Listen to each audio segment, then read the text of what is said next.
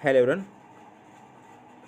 इस साल 2022 में जो यूपीएससी मेंस का जो एग्ज़ाम्स हुआ था तो उसका एक क्वेश्चन है। तो आज इस क्वेश्चन का हम एनालिसिस करेंगे। ये जो आपका क्वेश्चन है ये जीएस 2 है, जो इंडियन पॉलिटी एंड गवर्नेंस का क्वेश्चन है। फर्स्ट क्वेश्चन को देखते हैं। The most significant achievement of model laws in India is the constitutionalisation of environmental problems by Supreme Court. Discuss this statement with the help of relevant law cases. तो इसमें मैं क्या बोल रहा कि मॉडर्न लॉ जो है इंडिया में, इसका बहुत ही मोस्ट सिग्निफिकेंट अचीवमेंट यह है कि इन्वायरमेंटल जो प्रॉब्लम्स है, जो इन्वायरमेंटल इश्यूज़ है सुप्रीम कोर्ट के द्वारा, तो उसका कॉन्स्टिट्यूशनल स्टेटस मिला गया है। ठीक है, मतलब उसका संवैधानिकरण किया गया है इन्वायरमेंटल से रिलेटेड इश्यूज़ को। तो इस स्टेटमेंट को डिस्कस करना है। हाल में जो इन्वायरमेंट से रिलेटेड जो केस आए हैं सुप्रीम कोर्ट के पास, उसकी मदद से। अगला क्वेश्चन नंबर 2 है, ये पूछ रहा हमें, right of movement and residence throughout the territory of India are freely available to the Indian citizens but this rights are not absolute. Comment. देखिए, इंडियन सिटीजन्स के लिए इंडिया के टेरिटरी में कहीं भी सिटीजन्स का राइट टू मूवमेंट है, मतलब वो कहीं भी आ जा सकते हैं और पूरे इंडिया में कहीं भी वो अपना रेसिडेंस यानी कि अपना निवास स्थान बना सकते हैं। तो ये फ्रीली अवेलेबल है इंडियन सिटीजन्स के लिए, लेकिन ये जो राइट्स है वो एब्सोल्यूट नहीं है। इसका हमें कमेंट करना है, क्रिटिक ऐसे एनालिसिस करना है। मतलब अगला क्वेश्चन नंबर 3 है, ये पूछ रहा है, to what extent in your opinion has the decentralisation of power in India change the governance landscape at the grass roots. आप क्या कि आपका क्या ओपिनियन है कि जो इंडिया में जो पावर है उसका डिसेंट्रलाइजेशन हुआ है, जो गवर्नमेंट को लैंडस्केप है ग्रास रूट लेवल में वो चेंज हो चुका है, इसका हमें डिस्कस करना है। 4 number, discuss the role of vice president of India as the chairman of Rajya Sabha.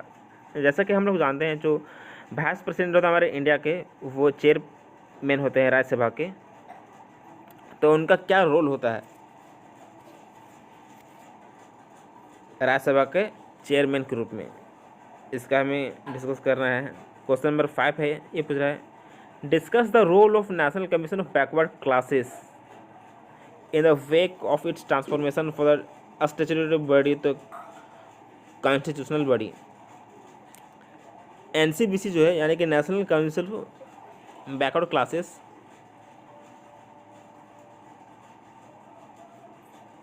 इसका क्या रोल है। जब ये पहले था स्टैट्यूटरी बॉडी, फिर इसको स्टेटस मिल गया कॉन्स्टिट्यूशनल बॉडी का, तो उसका क्या रोल है। जैसे कि जो national commission for backward classes था, स्टार्टिंग में तो आपका ये स्टैट्यूटरी बॉडी है था, मीन्स पहले एक लॉ के द्वारा बनाया गया था। तो फिर इसका ट्रांसफॉर्मेशन हुआ कॉन्स्टिट्यूशनल बॉडी के रूप में, मतलब कि इसका कॉन्स्टिट्यूशनल स्टेटस मिल गया इसको। अब ये एक जो आपका national commission for backward classes है, ये आपका कॉन्स्टिट्यूशनल बॉडी है। एक अमेंडमेंट्स के द्वारा इसको डाल दिया गया ओरिजिनल कॉन्स्टिट्यूशन में। Question number 6, the Gati Shakti Yojana needs meticulous coordination between the government and the private sector to achieve the goal of connectivity. Discuss. Gati Shakti योजना है, उसको जरूरत होता है मेटिकुलस कोऑर्डिनेशन। किसके किसके बीच? गवर्नमेंट और प्राइवेट सेक्टर के बीच, जो उसका गोल है कनेक्टिविटी का, उसको अचीव करने के लिए। इसका हमें डिस्कस करना है। क्वेश्चन नंबर 7 ये पूछ रहा है हमें कि the rights of person with disabilities act 2016 remains only a legal document without intense sensitisation of government functionaries and the citizens regarding disability comment. Persons का जो राइट है डिसेबिलिटी एक्ट 2016 के द्वारा, वो रेवेन करता है ओनली ए लीगल डॉक्यूमेंट, मतलब कि ये रह गया है केवल लीगल डॉक्यूमेंट, बिना किसी intense sensitization of government functionaries and citizens regarding disability. इसका उतना अच्छा से रोल नहीं हुआ आज के टाइम में। ठीक है, तो ये एक डॉक्यूमेंट ही बन गया। क्या तो बहुत सारा स्कीम्स आता है और लॉ आता है, क्या मतलब उसको लॉ बन जाता है तो उसका सही तरीके से इम्प्लीमेंटेशन नहीं होता ग्राउंड लेवल पर, तो उसका बस नाम ही रहता है दस्तावेजों में, उस पावर नहीं रहता। तो उसको मुझे कमेंट करना है। Question number 8, reforming the government delivery system through the direct benefit transfer scheme is procedural but it has its limitations too. Government delivering system का जो रिफॉर्मिंग है डायरेक्ट बेनिफिट ट्रांसफ़र स्कीम के द्वारा, ये एक प्रोग्रेसिव स्टेप है, लेकिन इसका भी बहुत ज़्यादा लिमिटेशंस है। कमेंट करना है इसमें।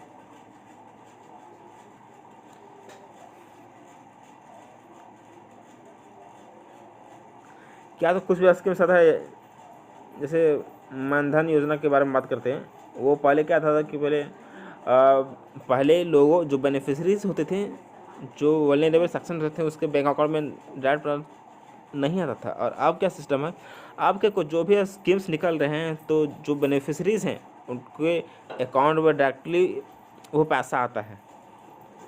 तो उसका कमेंट करना है। 9 number question, India is an old age friend of Sri Lanka, discuss India's role in the recent crisis of Sri Lanka in the light of preceding statement. India एक बहुत पुराना मित्र है हमारा श्रीलंका का। डिस्कस करना है इंडिया के रोल को, रिसेंट जो क्राइसिस हुआ था श्रीलंका में, जो वहाँ बहुत बड़ा इकोनॉमिक क्राइसिस हुआ था, तख्ता पलट हो गया था वहाँ पर, तो इसके बारे में डिस्कस करना है। 10 नंबर क्वेश्चन,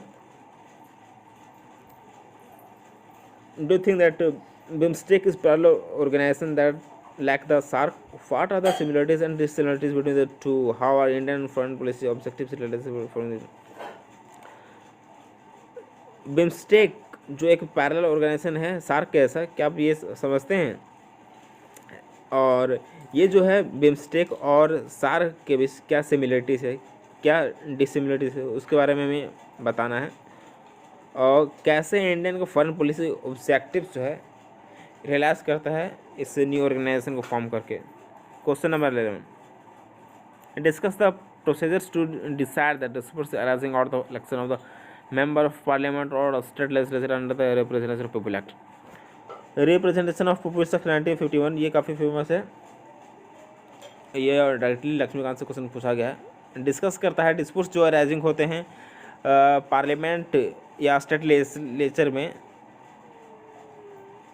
तो उसका बारे में बताना है कि इसमें जब भी मेंबर ऑफ पार्लियामेंट का इलेक्शन जब होता है या स्टेट लेजिस्लेचर में MLA का होता है, तो इसका क्या डिस्प्यूट्स होता है वो बताना है हमें। Discuss the essential coordination for exercise of the legislative power by the governor, discuss the legality of re-promulgation of ordinances by the government without placing them in the legislature. Governor के द्वारा जो legislative power होता है उसको exercise करने में क्या essential conditions है ये डिस्कस करना है। और जो री-प्रोमulgation होता है लेगलिटी ऑफ ऑर्डिनेंसेस का गवर्नर के द्वारा बिना किसी लेजिस्लेचर के पहले, तो ये बताना है। अब है अगला कि while the national political parties in India favor centralization, the regional parties are in favor of state autonomy. Comment.